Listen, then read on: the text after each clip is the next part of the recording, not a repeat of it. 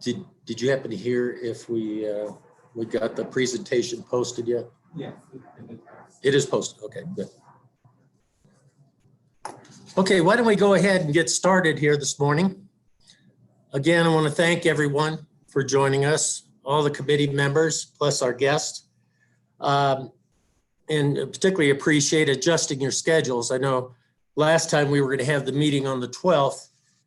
We said we'd have it on the 12th, but we needed to adjust it to meet the majority of the folks' schedules to the 13th at 10 o'clock, and it'll be a little bit longer this time because of the presentation and background information that Coconino County Public Works is going to share with the committee as we get the information we need to proceed moving forward. A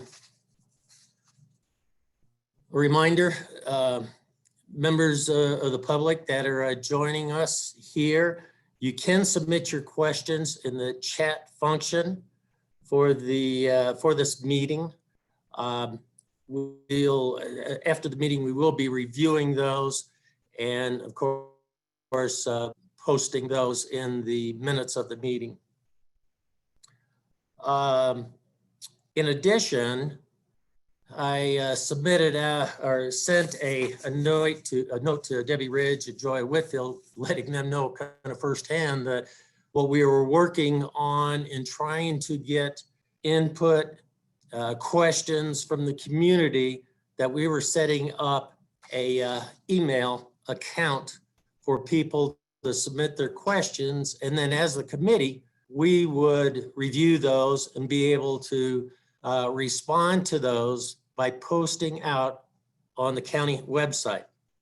Now, I apologize to everyone. In that note, I said it was munspark@gmail.com, and I failed to put in munsparkbarn@gmail.com. So that's the email site where we can have the community start submitting the questions to this committee. And discuss further here amongst the committee later in the meeting on how we will address and work that process through. Now to get started here, I was looking to see, I don't see Dick on there, Dick Drennan. Okay, I wanted to recognize that today we have at our meeting Lieutenant Jarrett Beck. His deputies are the ones that provide service to the Munds Park area. And there you can, as you can see, we've got Lieutenant Beck joining us today, and appreciate it. And that's a follow-up from comments from our last meeting, was saying as we talk about safety in the community, we need to have representation from the Sheriff's Department. And Lieutenant Beck was more than kind enough to oblige. Lieutenant Beck, do you have any comments you'd like to share with the team here before we get started? No, not right now. I'm just glad to be a part of this, and let me know if there's anything I can help with. Okay, thank you very much. The next person welcome is our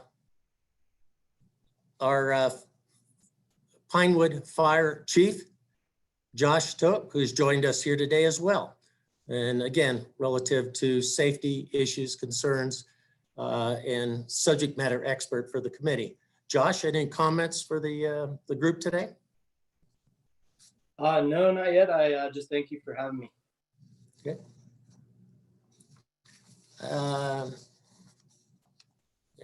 don't see the other gentleman looking for. So today's meeting is mainly going to focus on the background, community values, and possible solutions.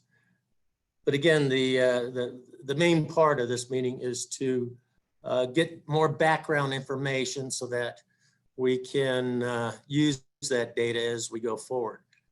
The second item we have on the agenda is any outstanding items from our last meeting, from the meeting highlights that were documented and posted. Such as we have any comments from the committee relative to that, to our last meeting?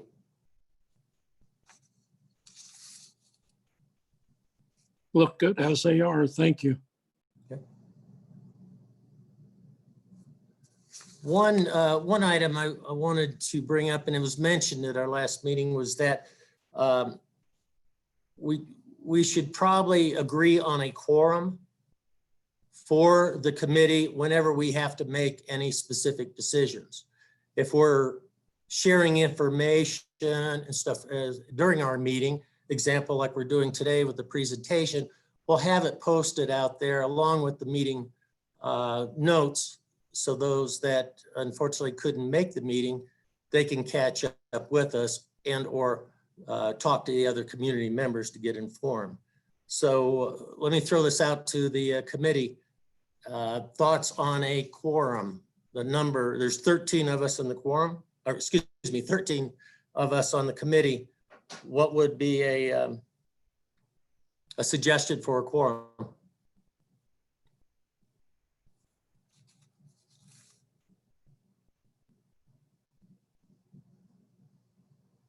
Two-thirds of the members. Okay. Yep, I agree with that. I concur, that's fine.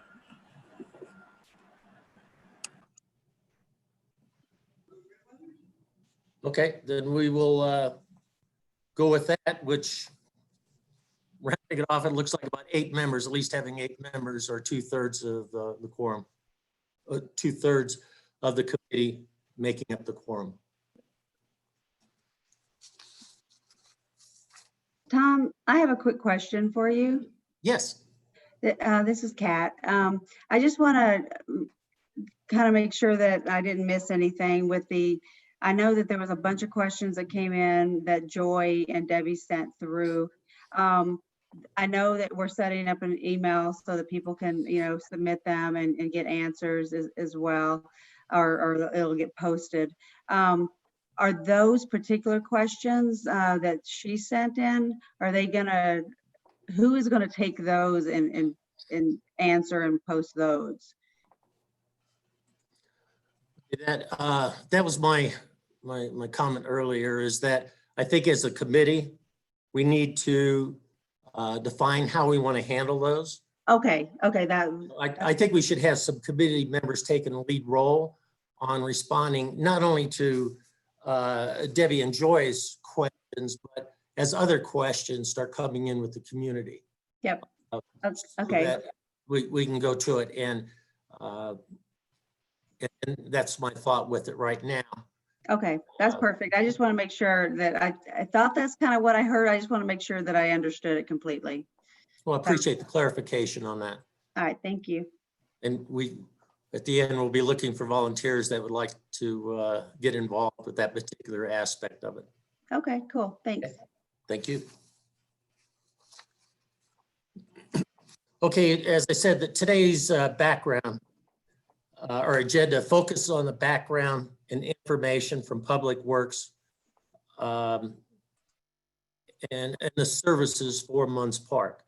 And to do that, we have Lucinda and her staff have offered, and I'll call them the subject matter experts in the different areas, to give the committee a background of what services they provide, additional information regarding an equipment barn, as well as being able to answer your questions as we go through this presentation. So with that, if I can turn it over to Lucinda and her staff. All right, thank you, Tom, and good morning, everyone. Hope you're doing well and staying cool. Prepared for a very hot weekend. It's supposed to be over 90 in Flagstaff area through the weekend and into Monday. So, and certainly I know all of you are very careful when you're out and about in the woods, but I keep knocking on wood that we won't have a major fire. I think given the number of people in the woods right now and the level of dryness and lack of rain, I guess if we could say, for the grace of God, or for the grace of gods and goddesses, whatever you may believe, we're walking a very fine line right now, and be aware that restrictions have been put back into place. Stage 1 fire restrictions go into effect Friday morning, tomorrow morning at 8 a.m., both for all the unincorporated areas within the county, as well as both national forests, both the Kaibag and Coconino, as well as state lands, are all going back into stage 1 fire restrictions. So as always, be very careful while you're out there right now. Like I said, we're walking a very fine line. So thank you for the opportunity this morning to talk a little bit about the background. We're going to give you a pretty broad background of public works, so you have some context for our role in Munds Park. I think most people are aware that this is the second largest county in the lower 48. Riverside County in California, San Bernardino County is the largest by geography. We're second. We cover a very, very broad territory, all the way from east of Page, where we provide service on the Navajo Nation, to an area very close to, if you know where Shanto is, all the way down to Forest Lakes, which is on the very edge of the county, and actually in the Apache Sitgraves National Forest. And then we go west to west of Ash Fork, and then south south of Sedona. So we have a very, very large territory that we cover. And so it makes for a great deal of challenge on what is what I would consider a moderate budget to try to capture services throughout that territory. Today, we're going to do this overview, as Tom has shared. Here's the topics that we're going to cover in terms of the items today. There'll be various people presenting different pieces of this. I think a really key piece is to understand where we are right now from a revenue perspective, given the COVID-19 impact on the economy. And we'll talk through that. And Jeremy Floyd, our Public Works Administrative Services Division Manager, our financial person, leads up our financial group and budget group. He and I will be presenting that information. So go ahead and go to the next slide there, if you would, please. Thank you. So road ownership, we maintain over 1,000 miles of road, again, throughout that broad areas I just described. 460 of those miles are statutorily owned and maintained by the county, including, I believe all the roads in Munds Park are owned by the county and maintained by the county. Those that are not within the forest in that immediate area. There may be a couple little pieces. Carl can describe those if so. And then we have 258 miles of Forest Service roads that we maintain through a contractual arrangement. We've been doing that for many, many years. That really started in a major way as the timber industry declined, and therefore the resources available to the Forest Service for maintaining their road system. Historically, the timber industry maintained a lot of the roads and constructed and maintained a lot of the roads because they were utilizing it for their financial advancement, obviously. And that was part of their arrangement with the Forest Service. As that declined, that timber industry declined for a number of reasons. And the Forest Service was not provided adequate resources by the federal government to maintain those roads. Counties across the Western United States stepped into that role in a pretty significant way. Interestingly enough, a a number of those miles, we have a total of 320 approximately miles of paved road. A number of those Forest Service roads, you may think, oh, that's mostly, the little dirt roads that go out in the back country. And certainly there's some of that. Most of it are roads that go to developments.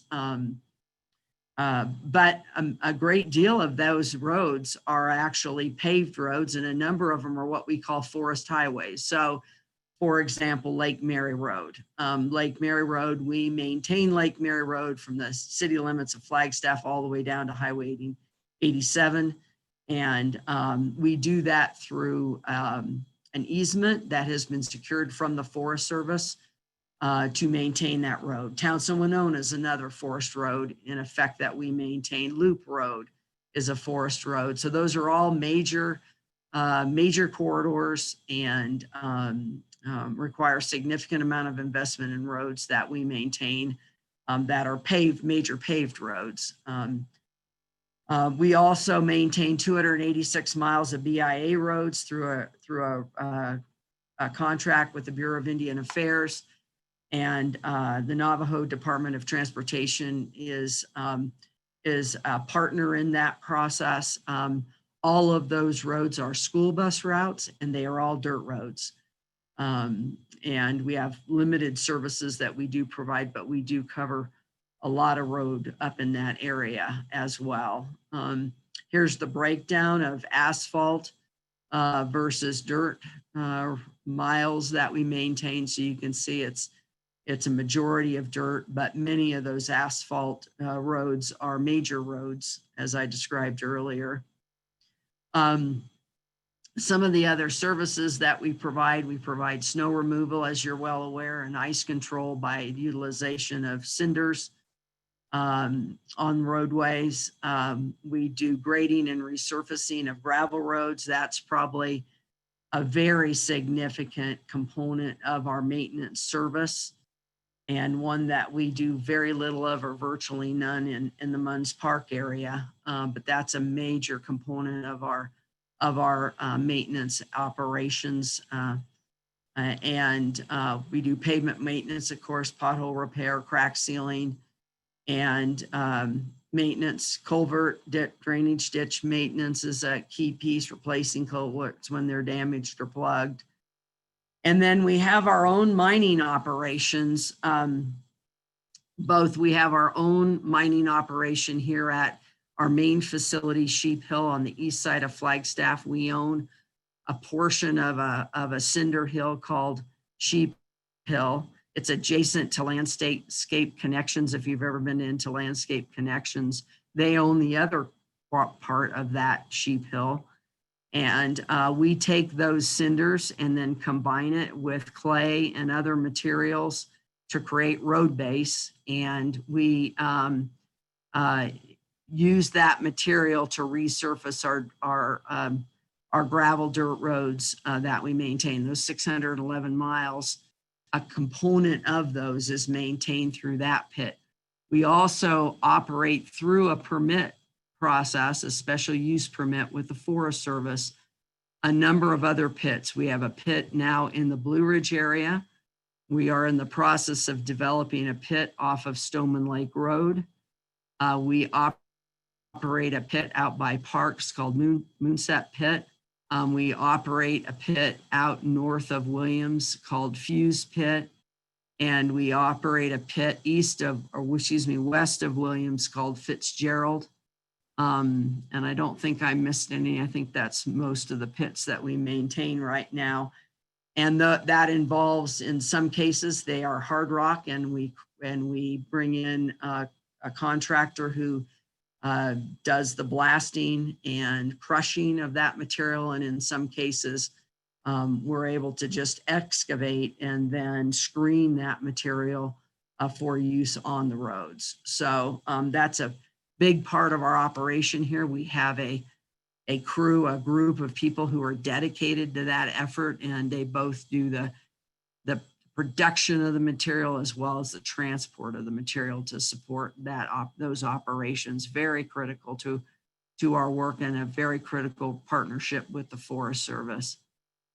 Other responsibilities that we have, we talked about equipment and materials transport.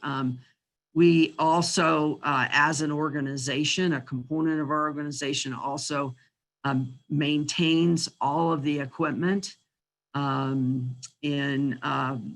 is used in our operation, as well as equipment used by other entities within the county. We also maintain the county's fleet of, passenger vehicles, sedans, vans, health and human services, social services, all of our permitting processes through community development. All those vehicles are all maintained by Public Works. We're very active in emergency response. As many of you have been aware, we've had a number of emergencies across the county, particularly in the last 10 years, both fire and then subsequent post-wildfire flooding, of which Schultz was the most prominent.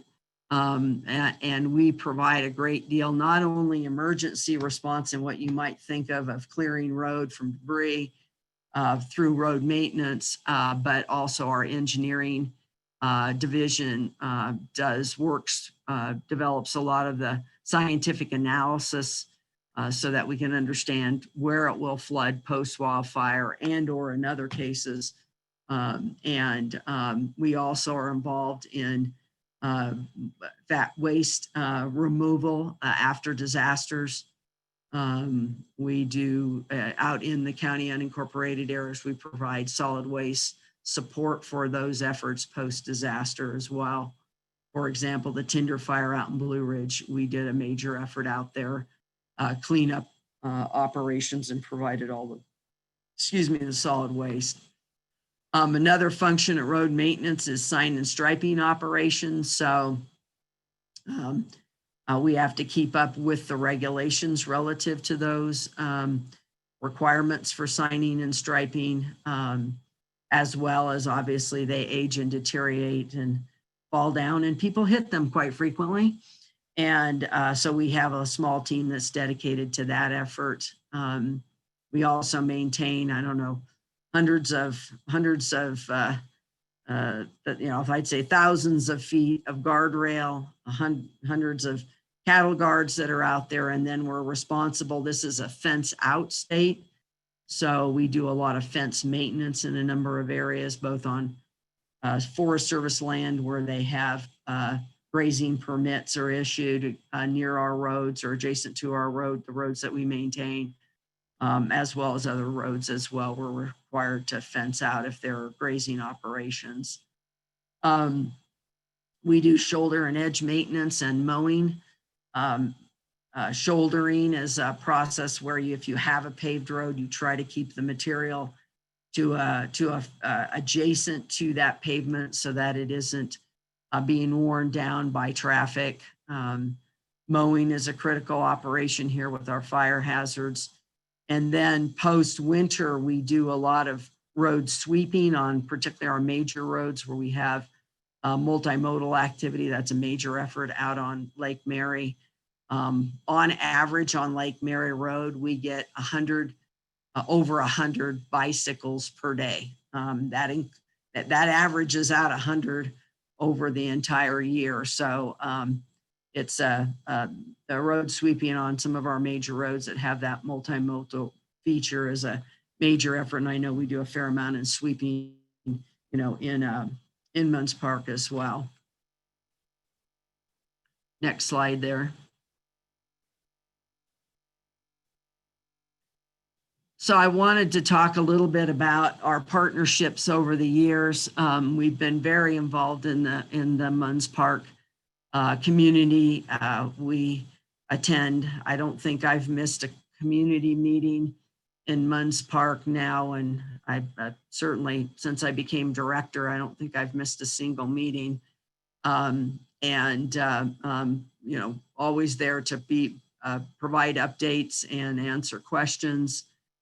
We attend many of the events that take place, those that are, I'll say, public events, obviously, that are hosted. And we really have a great partnership there, I believe, with the fire district, with Josh and his team. And They've been inclusive and allowing us to participate in a number of their events, which we appreciate. Recently, we worked with them on a bear jaw fuel reduction effort that probably most of you are familiar with, that took place both last year and this year, and our annual community cleanups, which is really focused on green waste. And this year we had a phenomenal response. We have, in that response through that process, I want to say by the end of June, we had collected at Willard Springs green waste site, we had collected the amount of green waste that we typically collect in an entire year.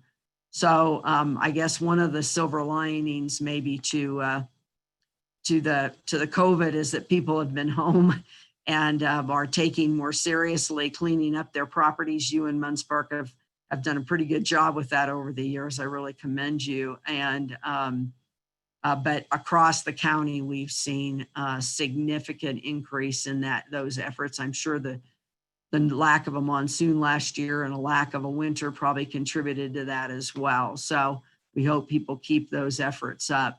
I think everyone's aware that we have a transfer station at Willard Springs, just north of Munds Park, where we typically, not right now because of COVID, take in household waste as well as green waste. Right now, it's only accepting green waste because of the COVID situation. We worked with Tom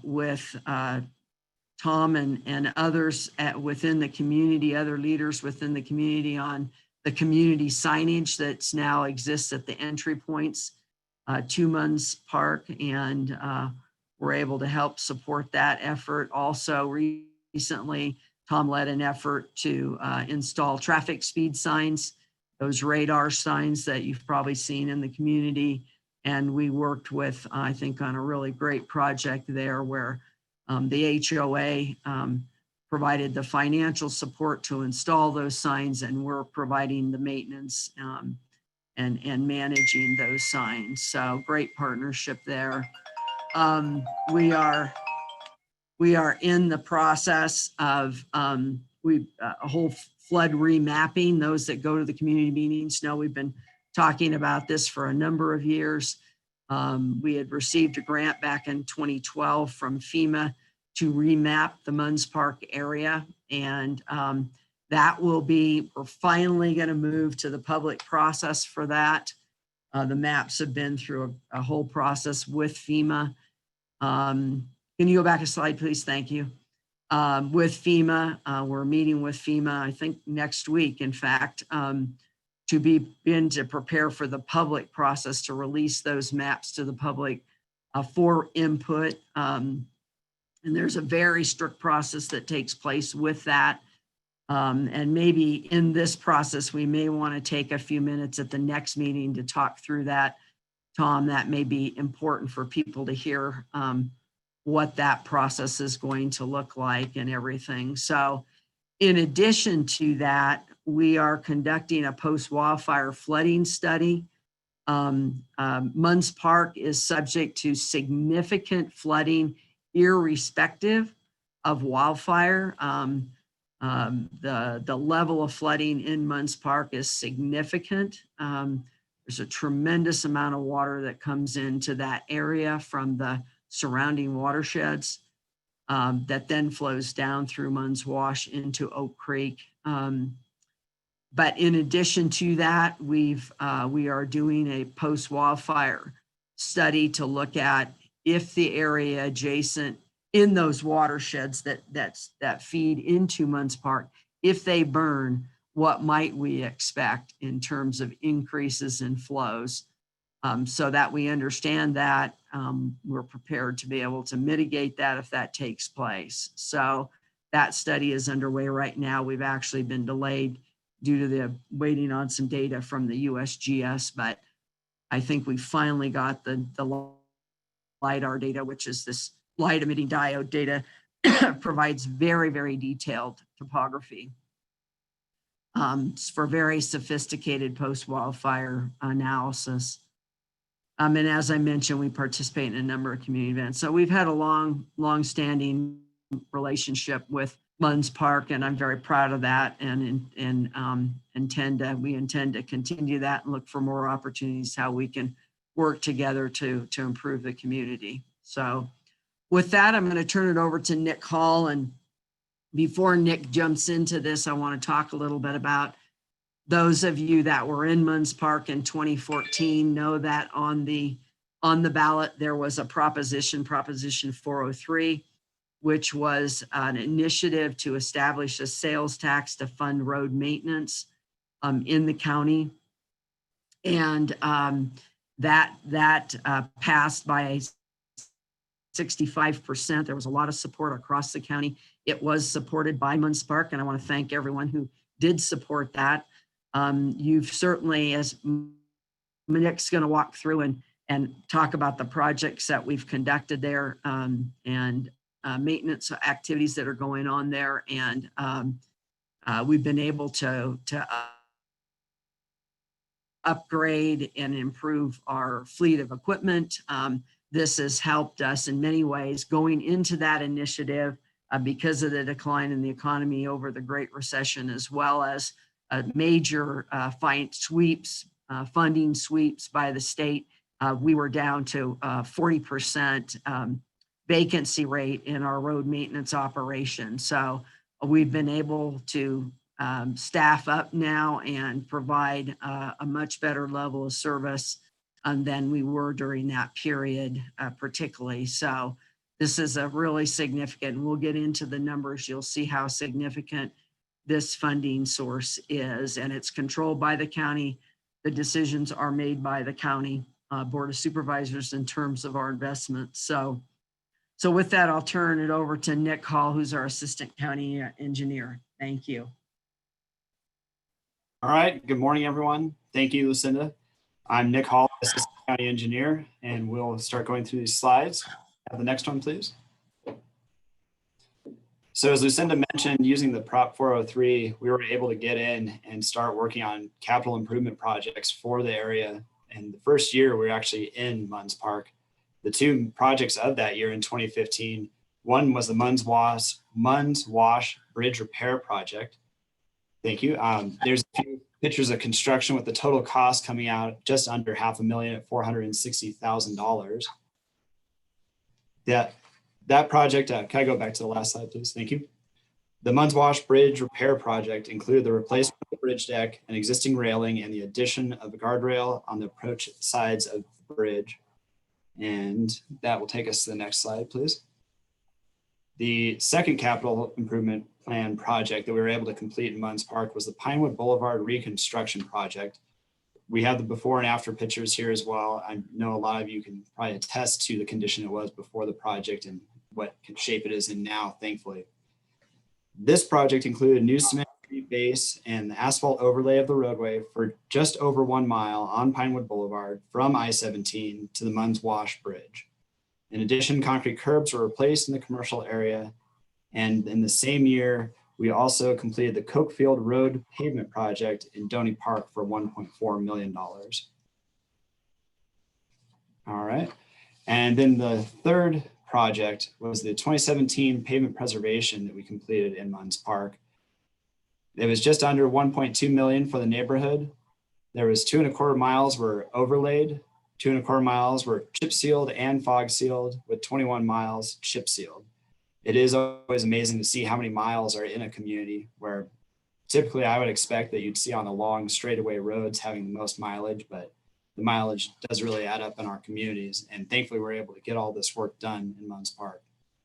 That same year, we also were on Lake Mary Road and the Parks area, with the total pavement preservation of that year coming out to just under $2.4 million. All right. And that's our projects that we've completed in the area. And I'll hand it off to Carl Fuller, our Road Maintenance Division Manager. Good morning, everybody. Hopefully everybody can hear me fine. My name's Carl Fuller. I am the Road Maintenance Division Manager.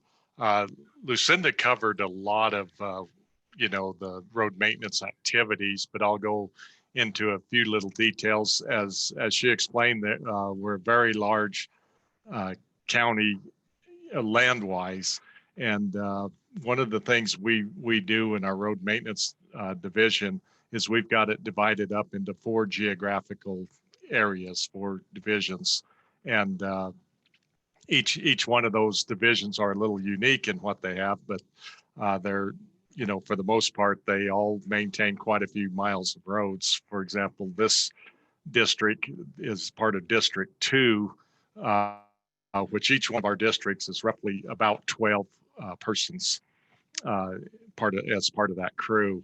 And this Division 2 maintains the Munds Park area.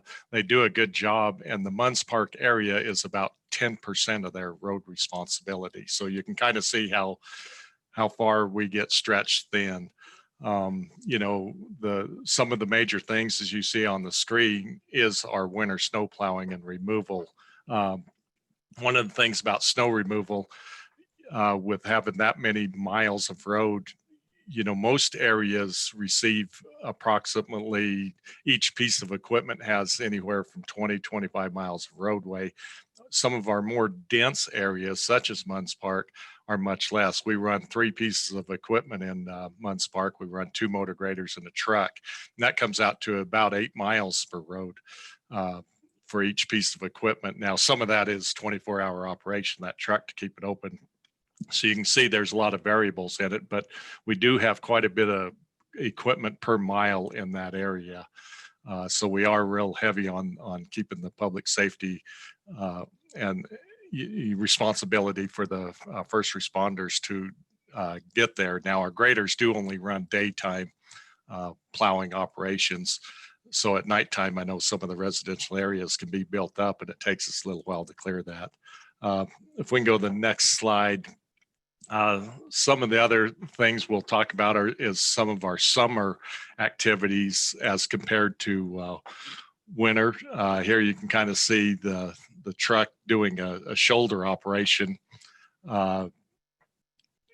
There behind it is that loader. It just dumps it into a machine fixing shoulders. That's kind of a routine and just sporadic. It's really not that often that we have to do that, but we do look for the shoulder drop off edge as a safety feature. The next thing you see is some potholes. You know, there's a lot of paved road in Munds Park. There's some new pavement, but there's a lot of old pavement too. So fixing potholes and shouldering is you know, a lot of the activity. All of our crews for these activities are dispatched out of the Flagstaff Public Works yard.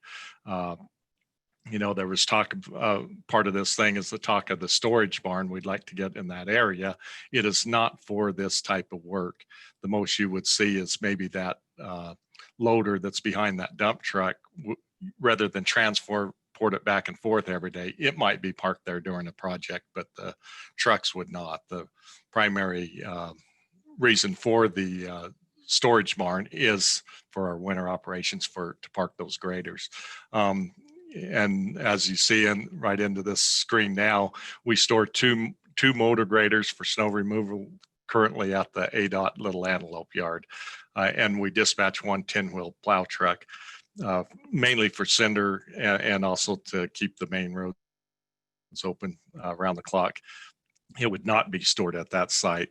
One of the things we don't like about where we're at Little Antelope, you know, we chain up these graders.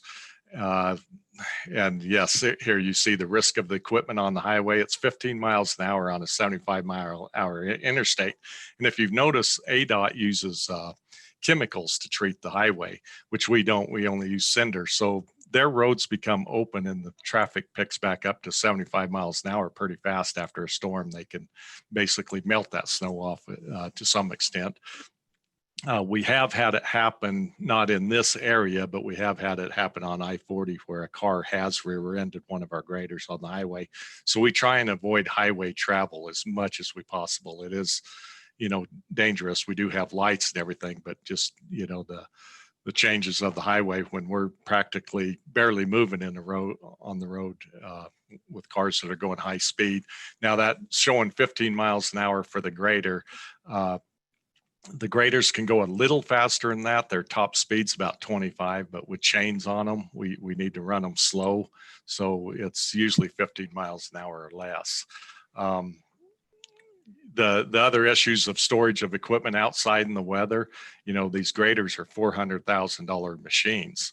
You know, if you have a really nice car, you want to make it last and you spend a lot of money on it, you want to keep it garaged. So that's another thing to look at it as far as this barn and our interest in having a storage facility for these graders. Let's see, we can go to the next slide. Other equipment barns, we just wanted to mention that are tied to local subdivision, and that's our goal. You know, not necessarily the location is one thing, but keeping it off the highway is another. Tying it to a subdivision is just certainly a convenience. Forest Lakes actually has a barn that they're next to a fire station on one side, residents on another. Blue Ridge is in an area in between on the forest between a few subdivision units. And Coconino Village is located near the water facility in Coconino Village. So they go right out of gate into a residential area. Kaibab Estates is a lot the same. It's got a fire station on one side and residential on the other side. And Sherwood Forest Park is actually on a Forest Service property that's next to a subdivision of the Sherwood Forest Park. You know, these are real handy for us, these barns. You know, we can dispatch people right to them in the winter. We're really limiting our travel on those pieces of equipment. Like I say, they're not very high speed roading, so they go right out when they warm up and everything. The snow's melted off of them. They're clean and they go right out and go to work pretty fast. So we can go to the next slide. And I think that wraps up my session on it. We'll have some time for questions and answers, I'm sure, at the end. But I think here we'll go into Jeff's presentation portion. I just wanted to add to that because there had been a question about the number of barns that we have. We also have other barns that we operate. You know, some have, I'll say, more fuller scale services at them, meaning, you know, diesel storage. Most don't. Most of our refueling is done via truck. And for some of the smaller barns, for example, we have a facility at Diversion Park out off of Lake Mary Road. We have a facility in Parks as well. Carl, what other facilities do we have of the smaller? Yeah, the one at Parks is actually next to Sherwood Forest Park. It's similar to what we're looking for here. It's just 2 bays that store 2 graders. The others we have is Diversion Park, like you mentioned, that services that area off of FH3. We do have another barn, 2-bay barn at Mormon Lake. It has ice control cinders as well as a 2-bay barn at that location. We don't plan for ice control cinders in the Munds Park area to store them anyway if we have them close enough. There's a Schultz Pass barn that services the 180 area out north of Flagstaff, and it's located in the city of Flagstaff water treatment plant, and it goes north from there to hit roads we have off of 180.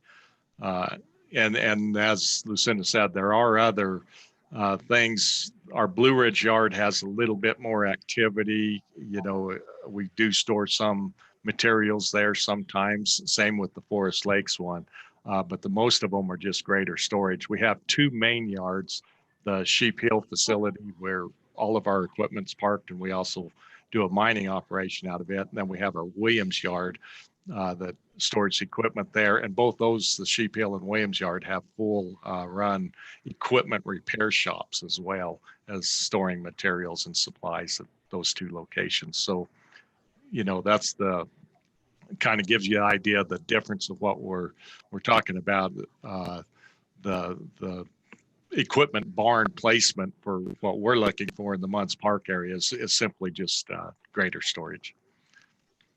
And most of those, except for Sheep Hill, is in a commercial industrial area, but all the rest are actually in resident. For example, even our Williams facility, which is quite a large facility, is adjacent to a residential area. So almost all these are in or adjacent to residential areas. All right, with that, we'll go on to Jeff. Thank you, Carl. Good morning, everyone. I'm Jeff Stein, Capital Projects Manager for Coconino County Public Works, and I'd like to present some of the considerations behind this barn in particular. The project goals, as Carl indicated, first is to eliminate safety concerns associated with the need to drive on I-17 to remotely access the community. Clearly safety concerns with that, and that's a high priority for safety for us to address. We also want to reduce response times during winter snow operations. As Carl said, it takes a little bit of time to get to the site. We're driving 15 miles an hour. I think that takes about a half hour to get from where we're at Schnebly Hill to the community. So there's some lead time to get there, and then getting all the snow removed is fairly time consuming. So to be able to deploy from the community would reduce the response times, clearing the roads for emergency vehicles to access. Of course, we want to construct the barn so that it's safe and functional for staff and meets our goals for what the barn needs to perform at, and to meet our budget, which is to be determined, but it's got to work for us on a budget and an operational side. We want to construct the equipment barn so we can conserve the life of the equipment. As Carl said, parking it outside all winter is tough on the equipment. So the ability to store that during snow prolongs the life of the equipment, and again, enhances the response time because we don't have to clear off the equipment. It's plugged in inside and ready to roll. And lastly, we want to partner with the community to evaluate options that work for everybody and to have a successful project that is endorsed by the community and meets our needs as a county. Next slide, please. So to date, we've looked at several sites in the community. We looked at beginning with Forest Service sites out off of the Forest Service Road to Mormon Lake. We looked at 2 sites in sort of the southern half of the community.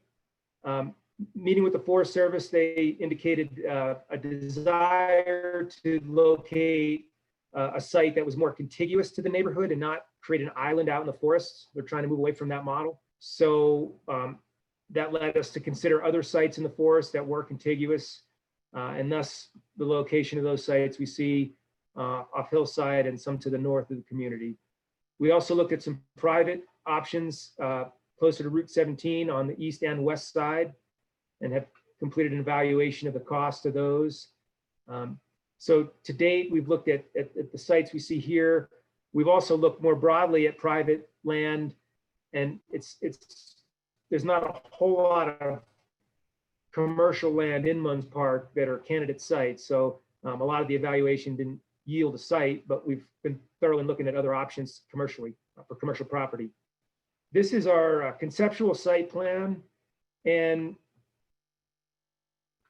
the sizing of this is consistent with what we need based on Carl's. Basically, we deploy 3 pieces of equipment and 1 truck typically for winter operations. So this barn is sized, it's a 3-bay to house the 3 graders and have a truck on site, have a turning area that is sufficient to load and offload equipment, and basically just move around the site safely with a minimum amount of improved surface to do so. We also strive to fence the site and have a buffer so we can preserve as much landscape as possible to screen the site from adjacent properties, and locate the site, back away from, in this case, the frontage where we can have kind of the barn away from adjacent properties on the entry side. Talking about the other sites, Forest Lakes, Kachina, Mormon Lake are examples of those barns located in communities. They're all about 3,000 square feet and on about 2.5 to 3 acres. So what we're proposing for Munds Park is consistent with what we're doing in other communities, both in terms of the building size and in terms of the footprint of the yard.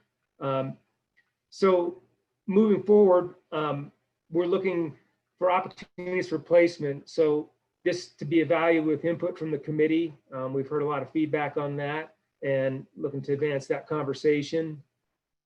Looking to provide solutions that meet both the community values and the county budget and operational requirements, and that achieves our goals for safety and enhancing the level of service. On the right of this slide, you can see this is the Kachina Village Barn.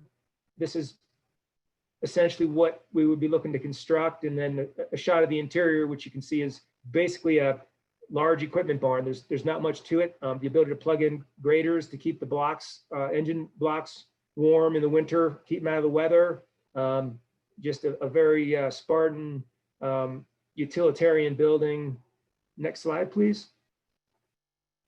So with that, I'd turn it over to Jeremy Floyd to present the financial picture for the project, and look forward to questions at the tail end of the presentation.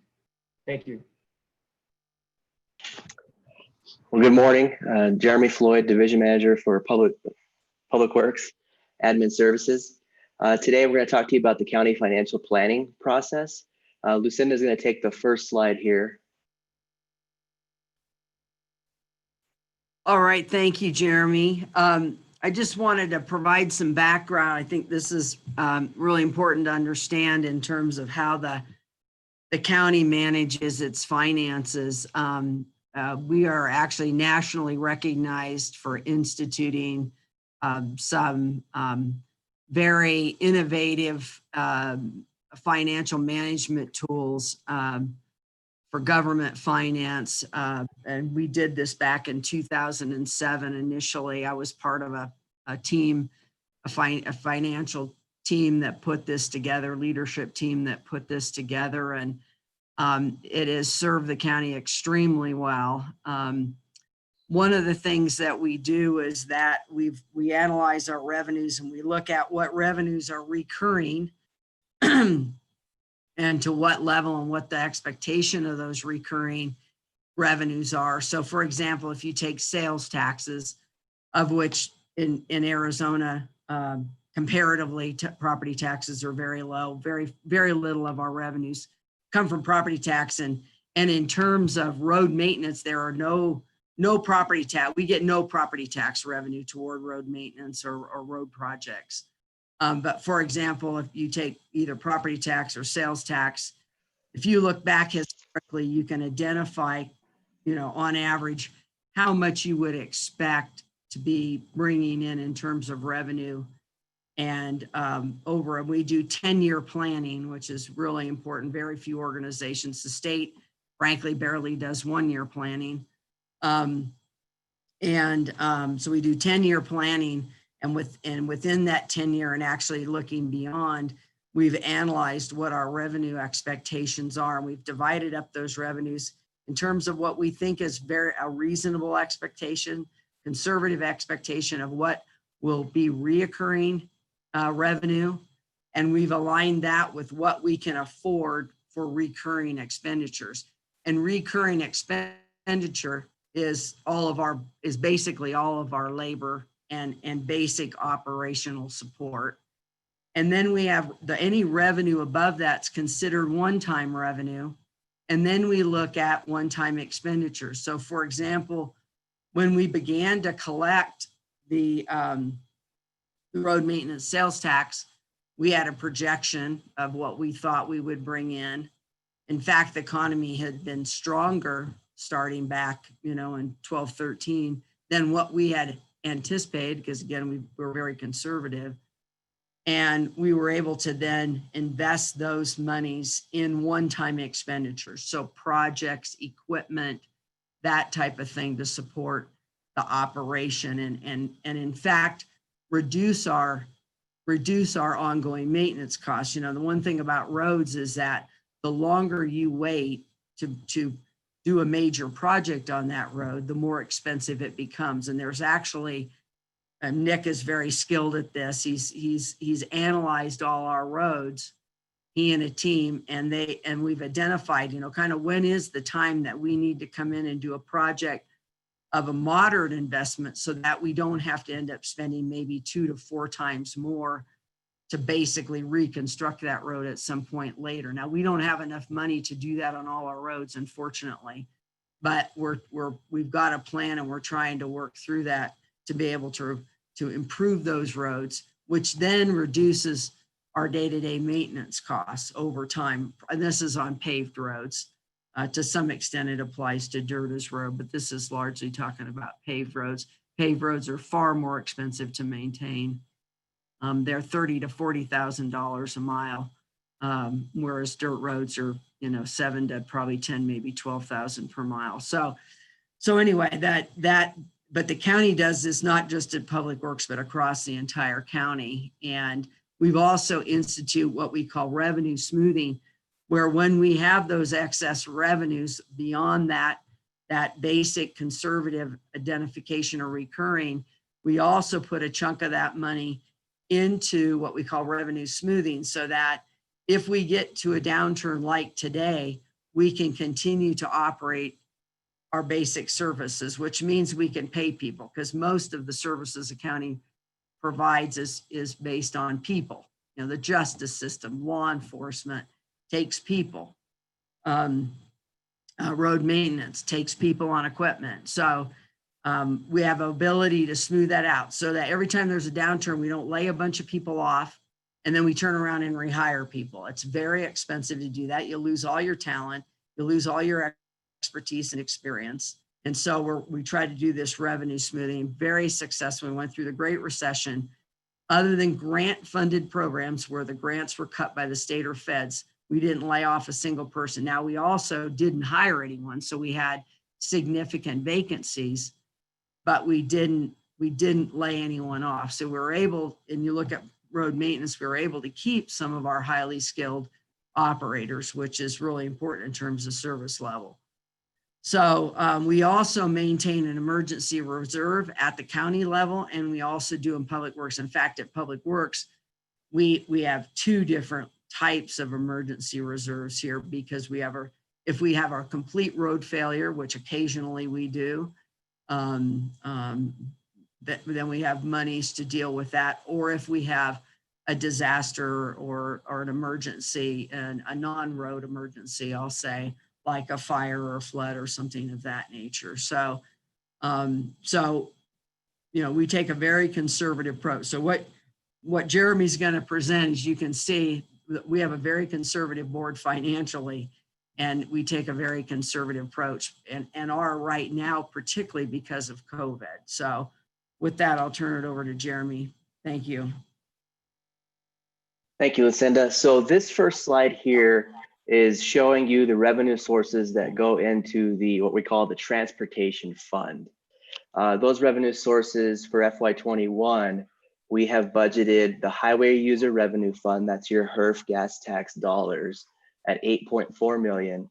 We have a road maintenance sales tax, that's the RMST Prop 403, for $3.9 million. That's a transfer in that we pull in to cover costs associated with operations and road maintenance.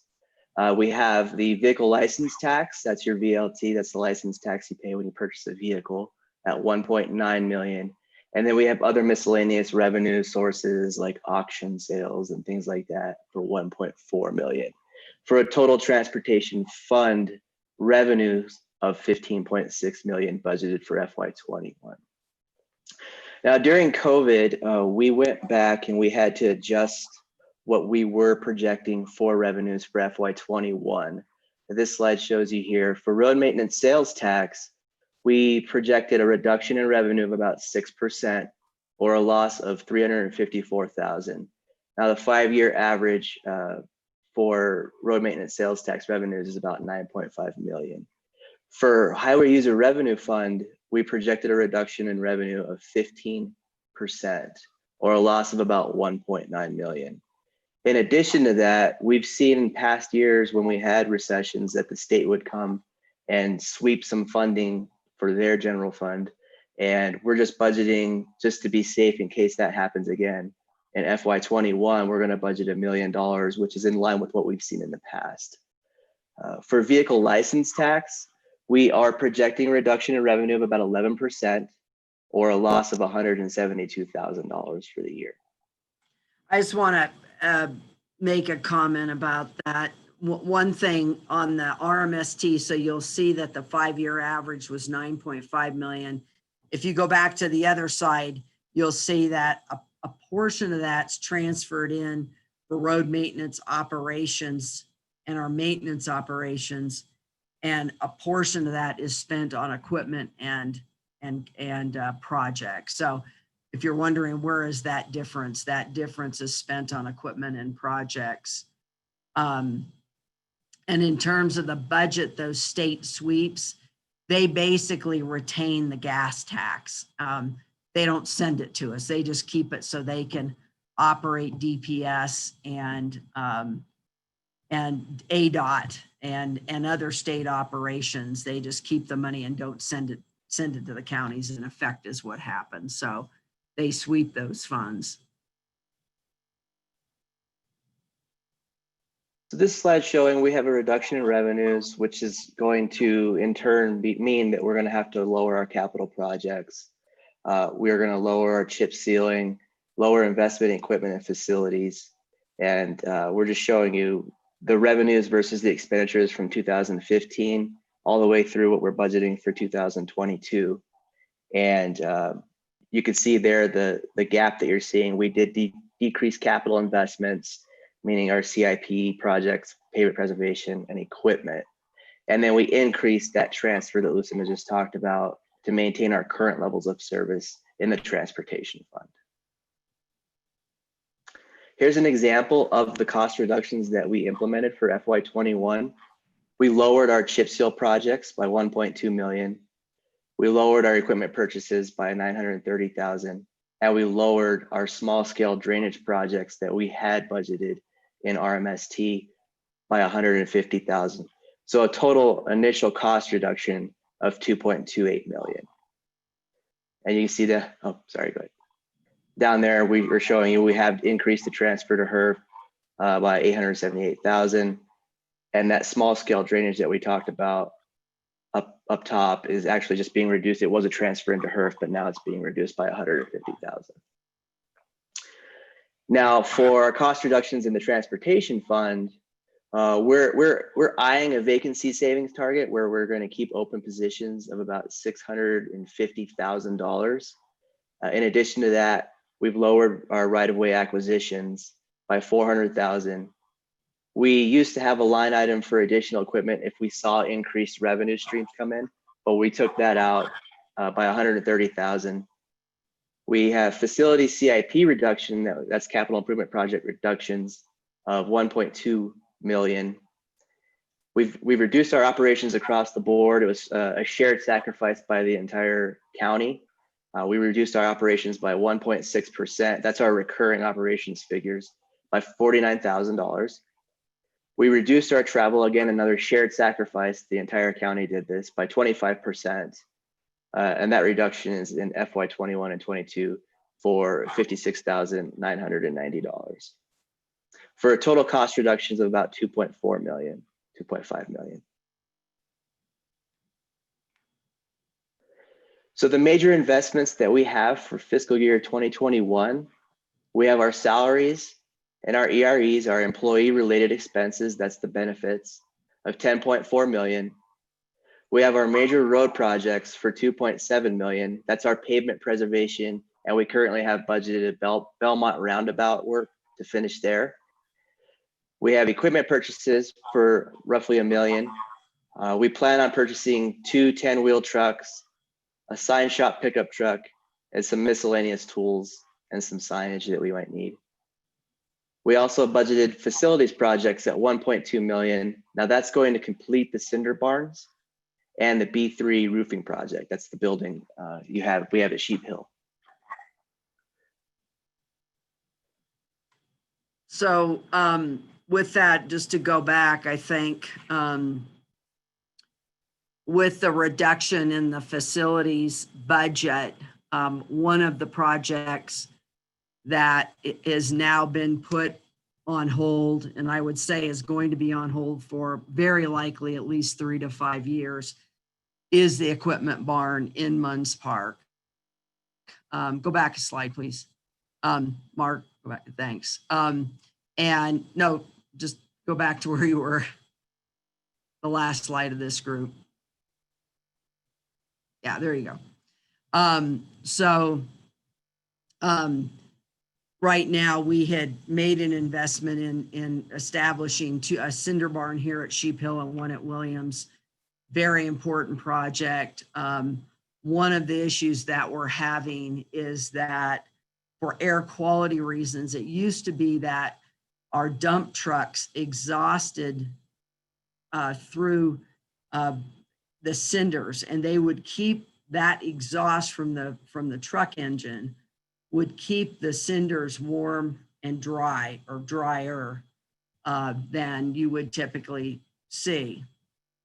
For air quality reasons, that process has been eliminated. That option is no longer available when you purchase those vehicles, those pieces of equipment. And now we're having issues with being able to keep the cinders dry and allow them to flow through what's called a sweeper. There's a device that spreaders, the device at the base. You've probably seen this when you've seen the dump truck with the cinders go by your house. There's a spreader device at the back, and they clog up. And so we're in the process of constructing those barns right now. So the lion's share of that 1.2 million is going to complete those barns, as well as we have a failing roof on our main facility here where we do all of our equipment and our vehicle repair work. That roof is failing, so we're having to invest in that. But basically beyond that, for the next several years, we've got very little money that's going to be able to go into facilities. Again, we need to prioritize based upon, the responsibility to provide road maintenance services, as well as be able to, whatever degree we can, maintain our chip seal program, maintain some of our projects. Probably very few projects will go forward as well. Facilities is frankly a much lower priority, because and we do have another project here at Sheep Hill that's a very high priority that will get the next set of funding, which is a life safety project here. This is an old facility, it's 40 years old, and we don't have a lot of the basic life safety, and the board has prioritized that for obvious reasons. We work on equipment here that has all kinds of different chemicals and, diesel and gasoline. And it doesn't have a lot of the basic life safety measures. So the goal is hopefully we're going to have enough money to implement that this year as well. So that's significant to understand, that the current financial dynamic will delay this project significantly. That's something we just have to work through. But we want to continue this dialogue with this committee, get your input, hear your thoughts. So if things change in the future, again, we are not expecting a major change in the financial situation for several years. But if they do change that, we will have your input as we begin to potentially move forward with that in the future. And if we can make the equation work, obviously, as we discussed last time, there's a cost benefit to this investment. We can only justify investing so much when you compare to the other priorities that we have for for improving roads and road maintenance. So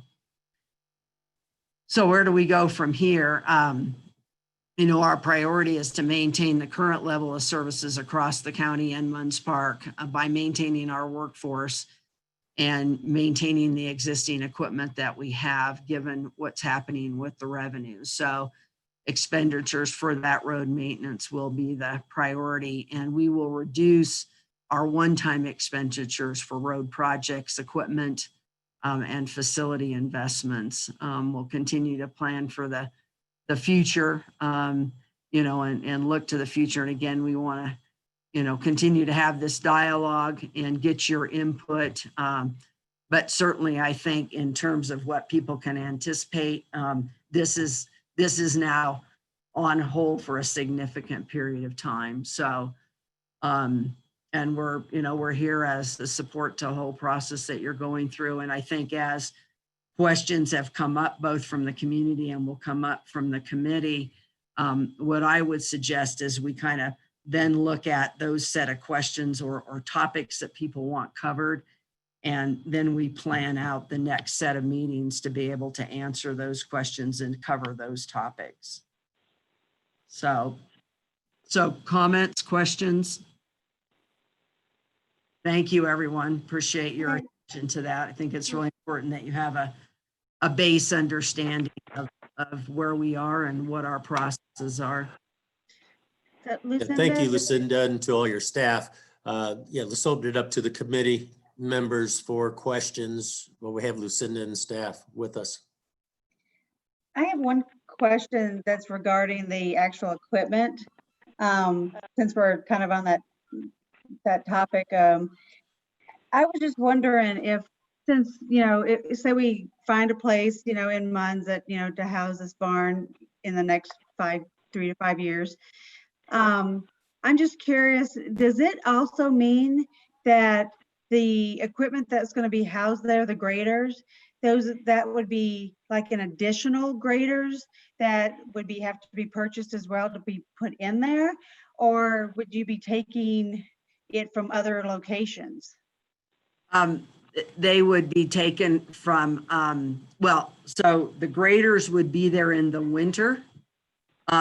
Frankly, unlikely that we'd have them there at all in the summer. Very limited activity there in the summer with graders because we don't maintain dirt roads in that area.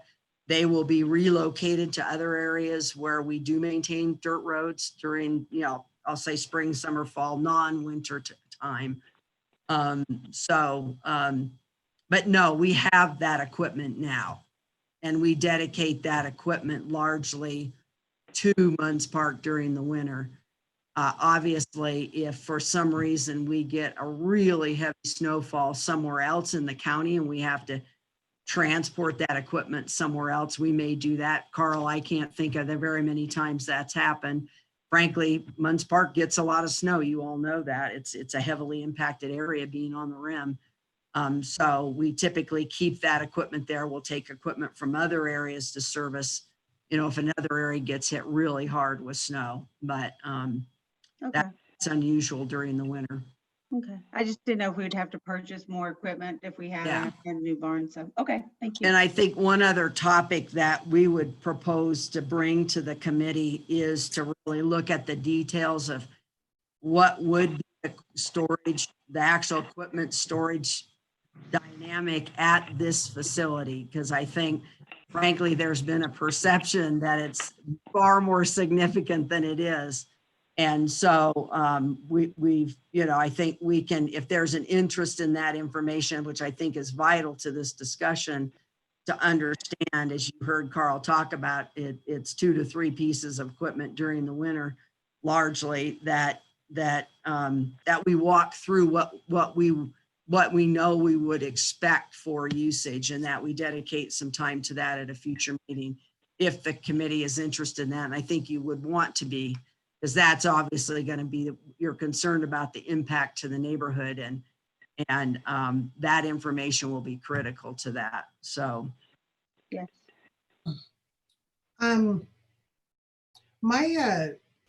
What I'm taking away from this is your main issue, the main reasons for the barn is safety, equipment preservation, and speeding up service. Is this right? Those are the main ideas? Yeah, I mean, it's, you know, as somebody mentioned, it's a 30-minute drive. Well, that's if the highway's open and if we can get there and if we can, you know, there's a lot of ifs to that, right? So we're trying to be able, I think it's probably more of a reliability issue. Okay.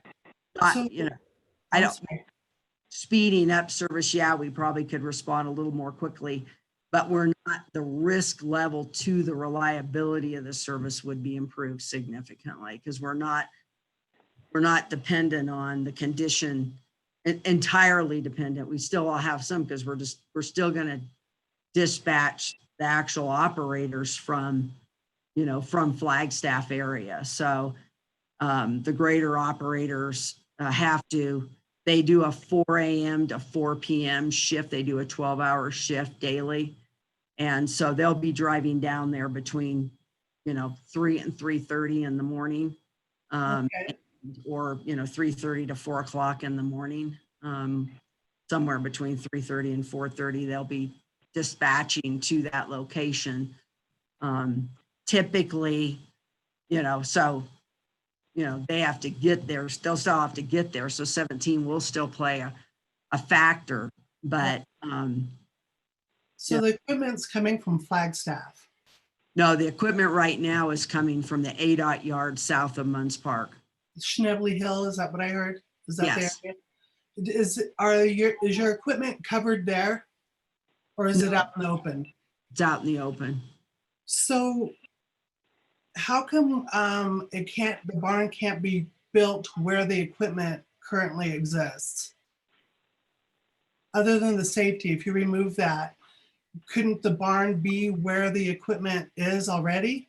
If we were going to make this level of investment, we would need the benefit to be commensurate, and it would be there'd be basically no benefit beyond just keeping the equipment covered. So, I mean, So safety is that would not, the safety issue is really important, and the reliability of being able to get the equipment from Schnibley to Munds Park. We've had a number of issues with accidents and things. So, you know, I think that would certainly not be to the county. I wouldn't see that as advantageous to making an investment. So we would just continue to just leave it there. right. I'm fairly new to Munds Park. I've only been here a year. I can say that talking to people involved in this equipment barn, and matter of fact, Wes is my neighbor.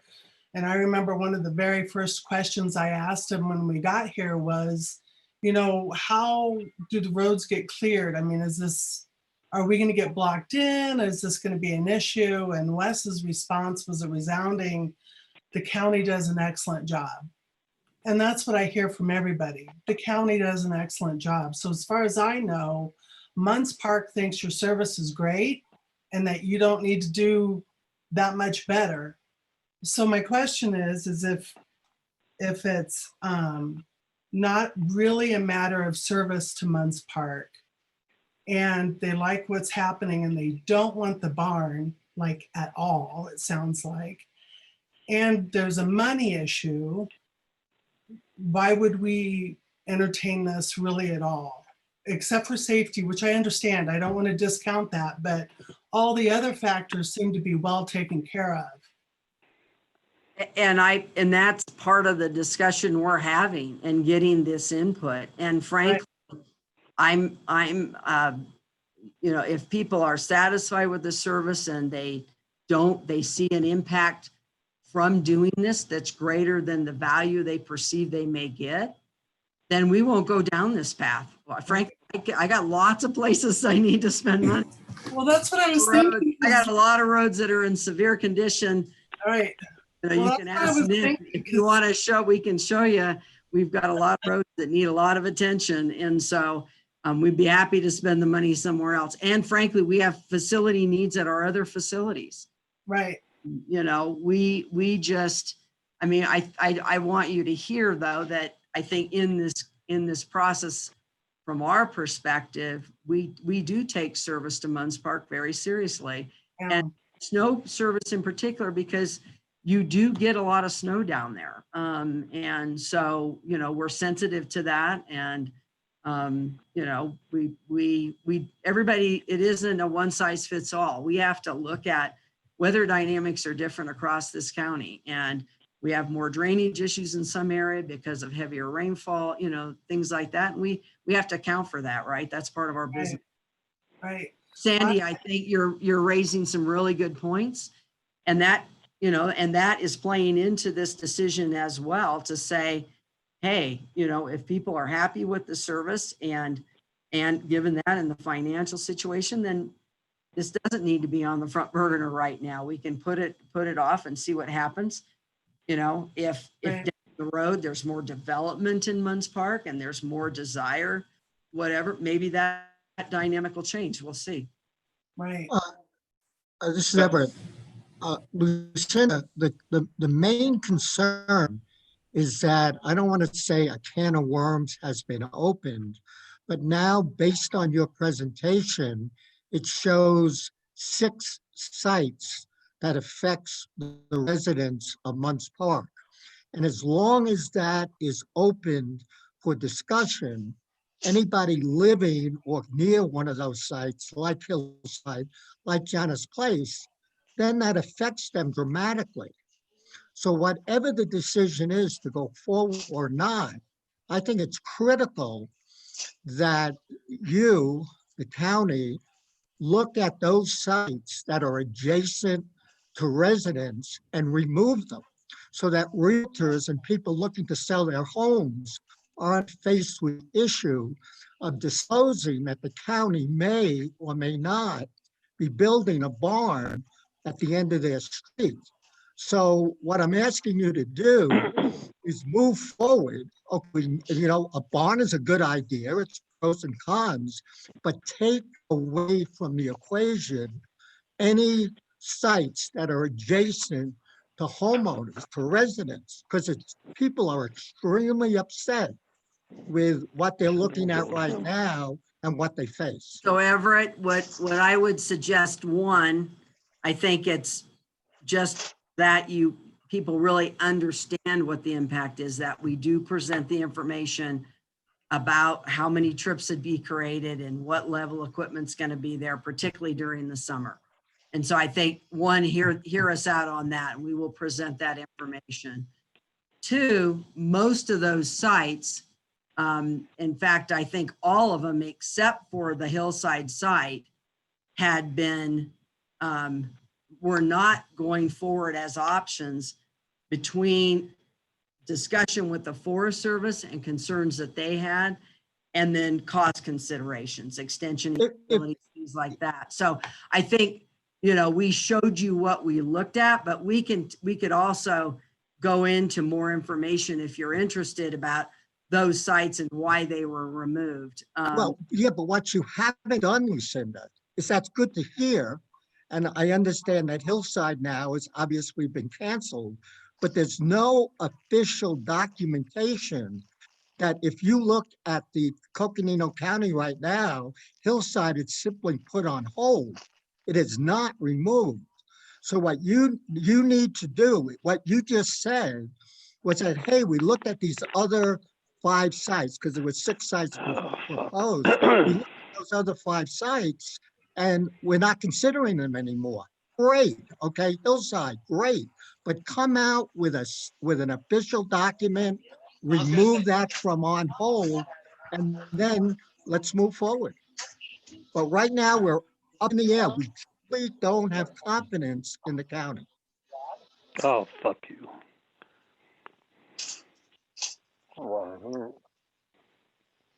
Somebody just dropped an F-bomb. I guess their volume on. Real quick, if I could jump in.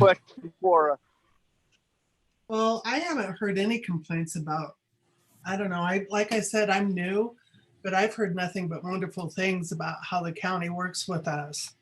And that's one of the reasons why I was happy to be on this committee, because I feel like they do such a good job and they took a lot of time to do this and go meet on the porch and halt and listen. So I don't think we need to be ugly with the county.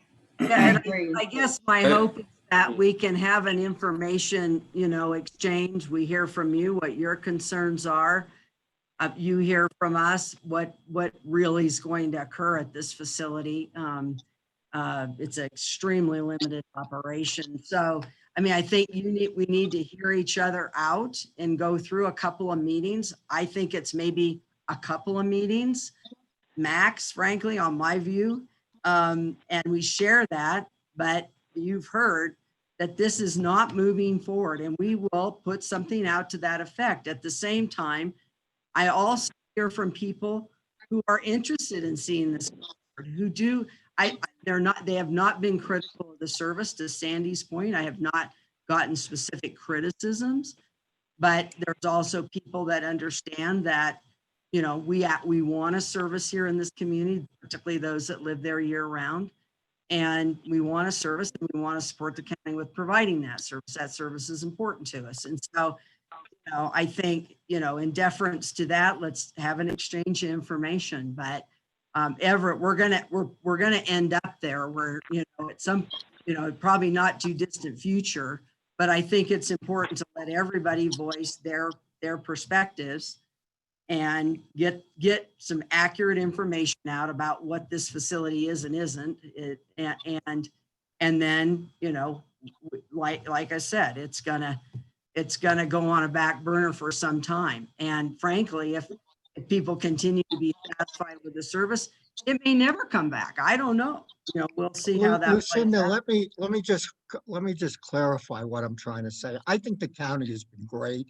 I think the service in the winter has been fantastic. I think dealing with you has been fantastic. My single request, and maybe I didn't phrase it that well, was if a decision has been made not to look at certain sites that have been proposed, just come out and document. That's a reasonable request.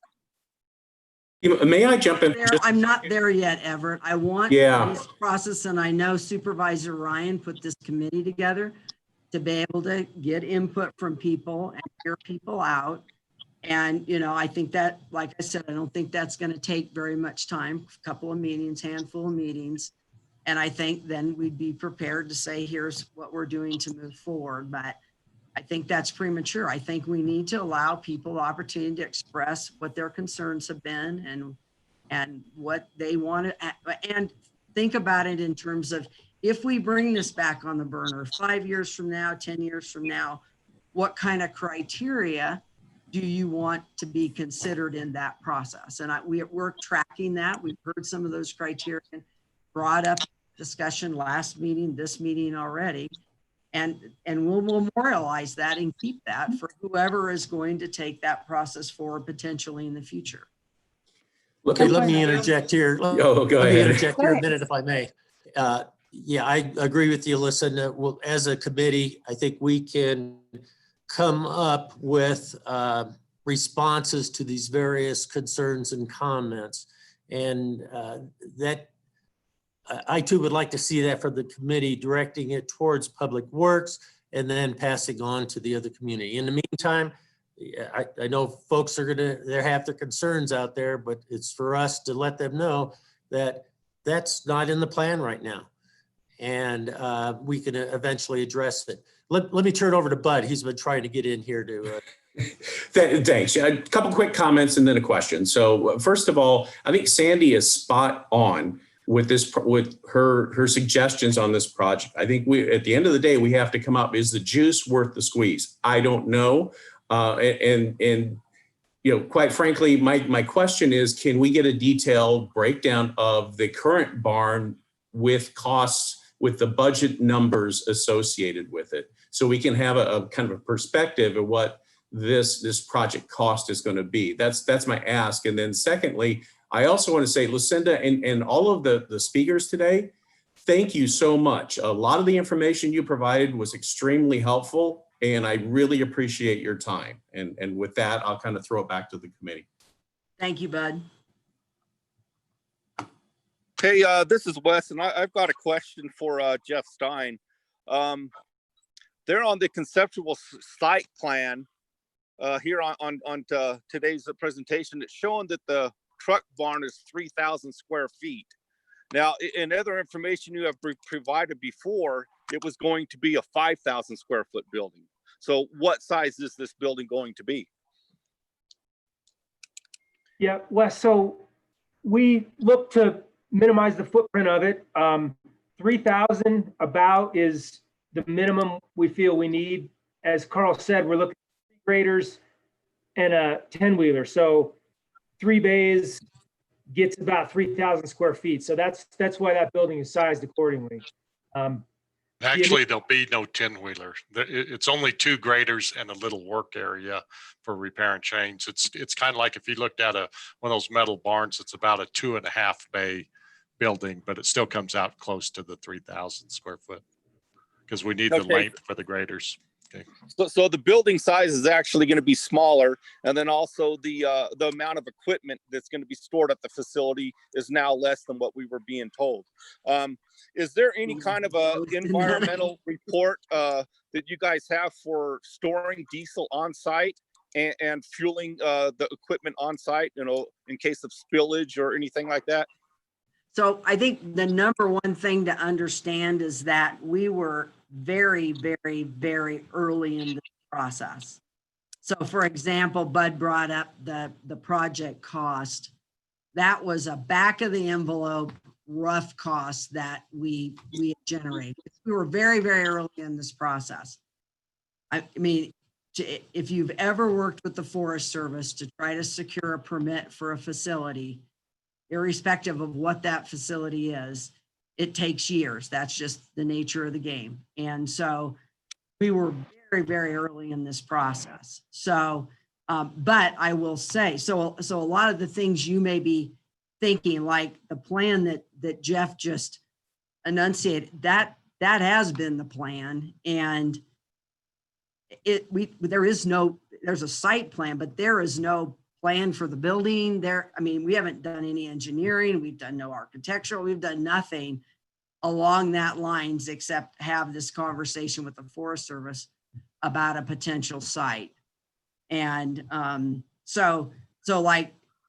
but I will say, you're right, Wes, we will, if we were to have progressed, we would have to provide a plan. We would want to develop a plan for managing any kind of spills, as well as the Forest Service would require that. All these facilities that we enunciated earlier, and a significant number of those are on the Forest Service, and those that do have, have any kind of fuel storage, most of it's above ground. There is berming required. There are whole systems required for managing that. To date, my 10 years, we've never had a spill. We've never had an issue. We've never had a fire. But we already adhere to those requirements already at other sites. So we're very familiar with doing that. Have we developed that specific plan? We were nowhere near that point on this process. We were still just looking at the land, what might be an option in terms of location on Forest Service. And bottom line is, on Forest Service, we can't spend hundreds of thousands of dollars on a parcel. That is just not in the equation. I mean, it's just a finance, we can't afford a private parcel that, either through a lease option or anything, that cost would be far more extreme than we can't justify that. When we don't do that, we don't pay anywhere else, it's just not justified. So that's where we are. We were very, very early in this process. And again, as I said last time, when we're at the beginning of the environmental phase with the Forest Service, which would have taken 6 months to a year. And we didn't have any expectation. I mean, we had been talking about this at every community meeting for 2 years as we had these conversations with the Forest Service. And,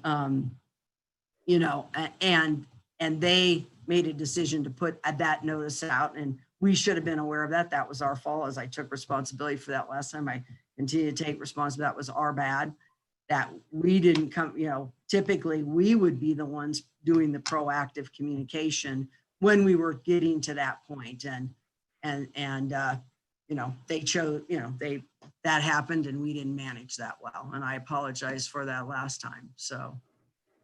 Oh, Let me- Lucinda and all the presenters, I too want to thank you for the presentation.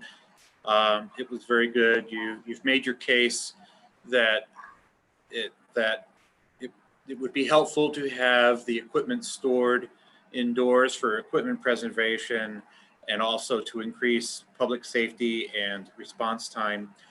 But I think from the committee's perspective, we'd like to see some kind of cost benefit analysis.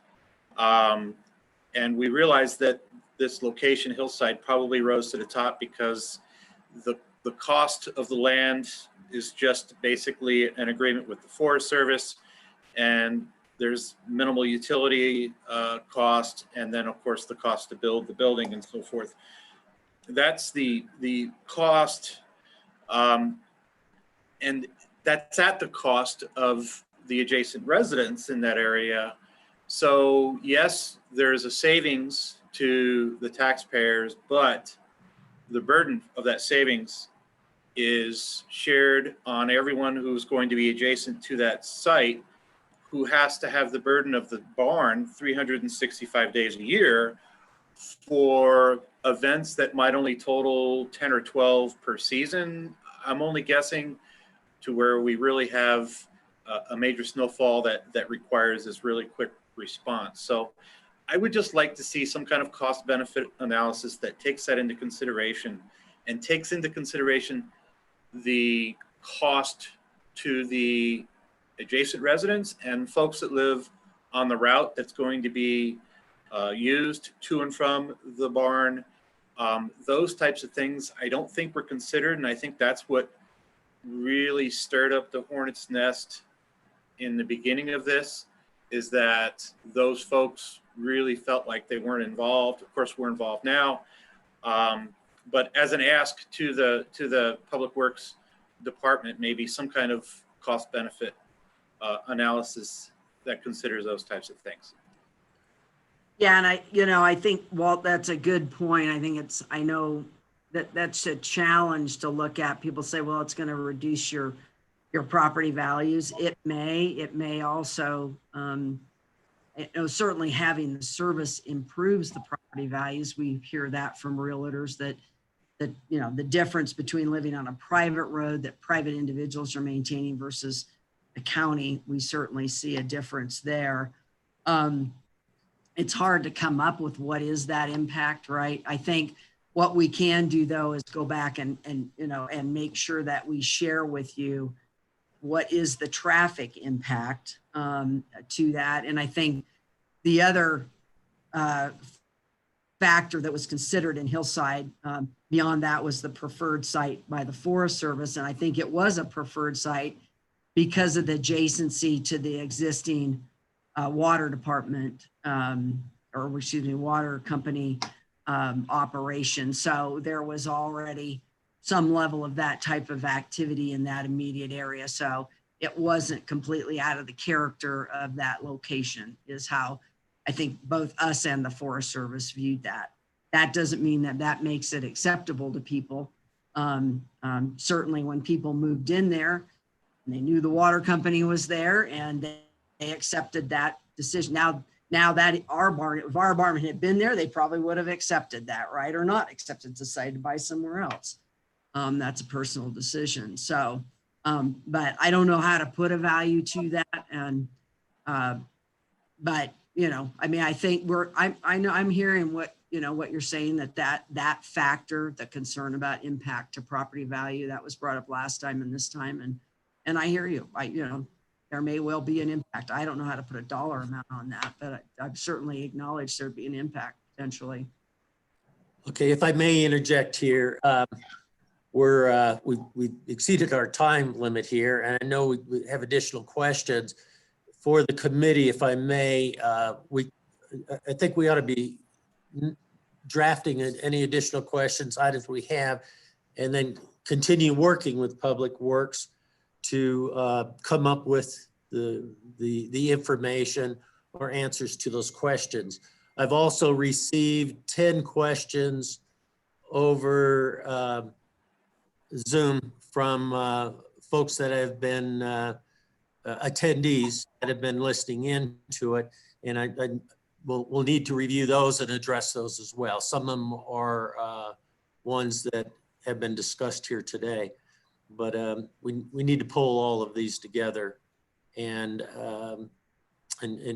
work on the responses with them.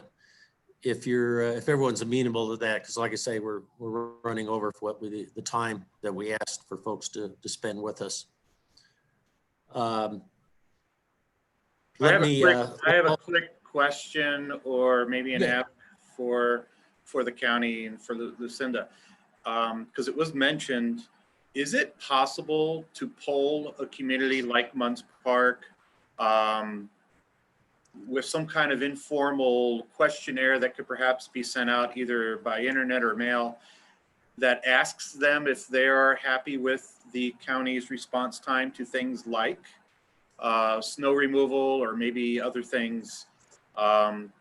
It could maybe hit 2 or 3 different services that the county provides in the public or for public works, but we heard that people are happy with the response. I think that's important to know. And if there's a way that we can somehow measure that, again, through some kind of survey or some kind of, online thing that people can get in and make comments and vote on. Yeah, I think that's a great suggestion. I mean, I'm very open to that. I think we could come up with structure something like that, and I'd like to hear that input. Okay, so I'd love that also. I just want to make sure that it's very clear if we're sending a survey out that the idea is not for any immediate action or decisions. Right, yeah. Because what happens with surveys is people fill them out and then nothing happens for 3 to 5 years, and they go, well, they didn't listen to me before. Why are they gonna, why do I care? So we just need to make sure that it's very clear if we are gonna send something like that out, that they understand that we're not looking at anything for the next 3 to 5 years. So something has to, because it could be a disaster. It could come back and bite you in the butt for sending out a survey.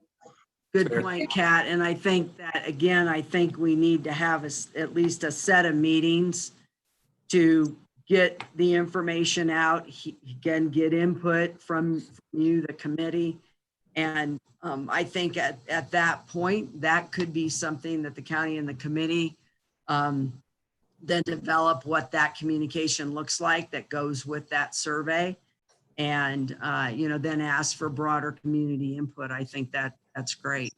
So it could be just a simple customer service survey too, that mentions nothing. It's just, are you satisfied with your road service? Could it be improved upon? And if so, how? And then that way you don't have to get into the part where people are going to get upset, because it's not unusual for a service industry to ask their consumers, do you like our service and what could we do better?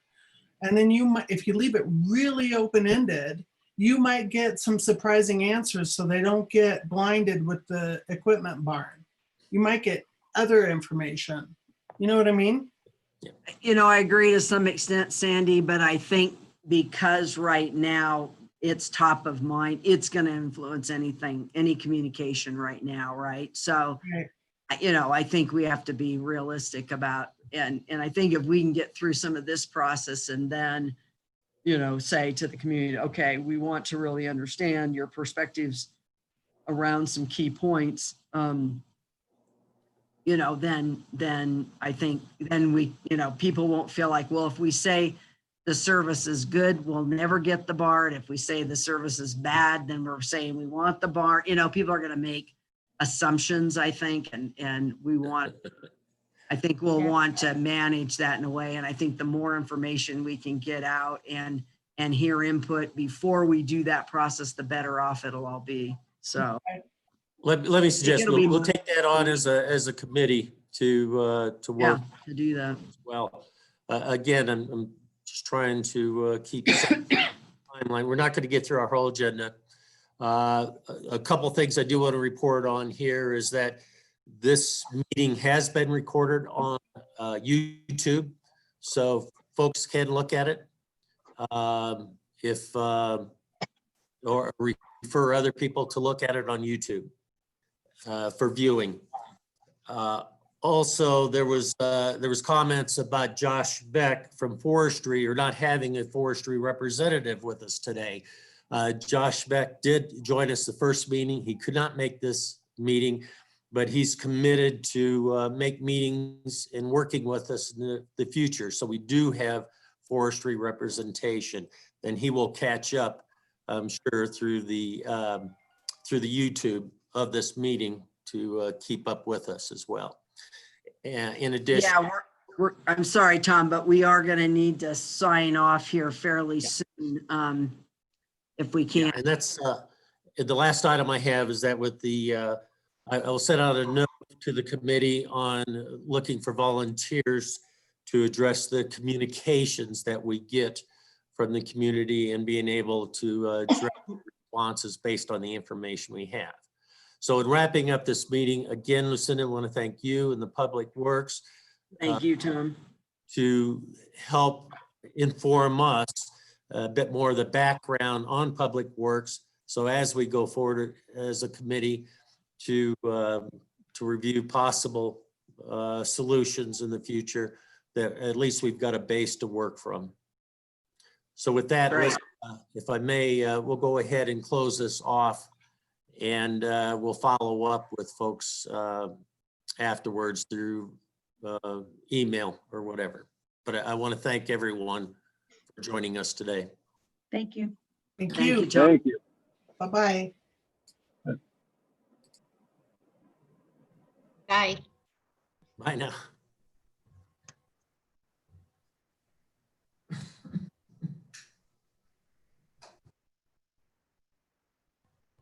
Well, that's-